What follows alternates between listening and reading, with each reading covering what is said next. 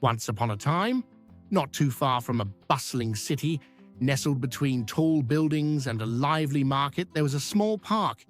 It was a place where children laughed, dogs played, and lovers strolled hand in hand. At the edge of the park, overlooking a small pond and a garden, stood a lone bench on a little rise. Every evening, without fail, an old man would sit on that bench. He would watch the sky turn orange and pink as the sun dipped below the horizon. He never missed a day. His white cap, his sturdy walking stick, and his quiet, distant eyes became a familiar sight to all who passed by. People started calling him the Watcher, not out of rudeness, but out of respect for the depth and wisdom they saw in his gaze. One day, a young boy named Arjun decided to approach the old man. He wanted to know why the man spent so much time alone on the bench every day. So, one rainy evening, Arjun sat down on the bench beside the old man. "Excuse me, sir," he began. "I couldn't help but wonder why you sit here every day." The old man turned to him, giving a gentle smile. "I'm waiting," he said, his voice as soothing as the rain. "Waiting for whom?" Arjun asked, puzzled. The old man's eyes, though, seemed to hold 1,000 stories. Not someone, something, a memory, a silence, a voice that once filled this space beside me, he said, his gaze drifting back to the horizon. Arjun didn't understand those words, but he sensed there was more to the old man's story than he was letting on.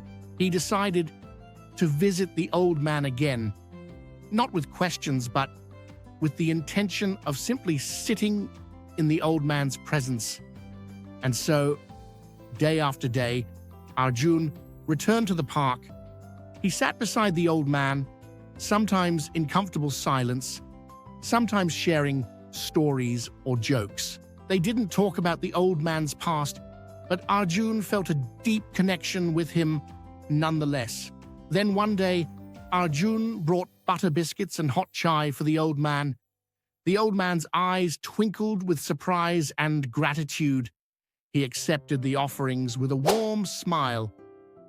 "Thank you, Arjun," he said. "You remind me of my granddaughter.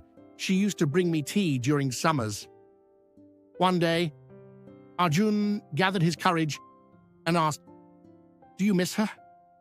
The old man closed his eyes, a single tear rolling down his wrinkled cheek. "Every day," he whispered. "But when I sit here, I feel she's near." From that day on, Arjun understood why the old man spent so much time on the bench. It wasn't just about the view or the peace. It was about the connection to a past love, a daughter, a part of his life that, while physically absent, was emotionally present in every sunset, every ray of light, every rustle of leaves. However, as the seasons changed and the years rolled on, the bench became a place of solace, not just for the old man, but for many others who came to find comfort in its quiet company. Some came to cry, some to hope, some to remember loved ones. And then one day, the bench was empty. People started to worry. Where had the old man gone? Had something happened to him? Days turned into weeks, but the old man did not return. People were beginning to lose hope that they would see him again, when suddenly one day, Arjun went to the park and sat on the bench. As he sat there, he noticed a note tucked beneath the bench. He picked it up and read, "To the kind boy with many questions, thank you. You reminded me that silence is never empty if we have someone to share it with."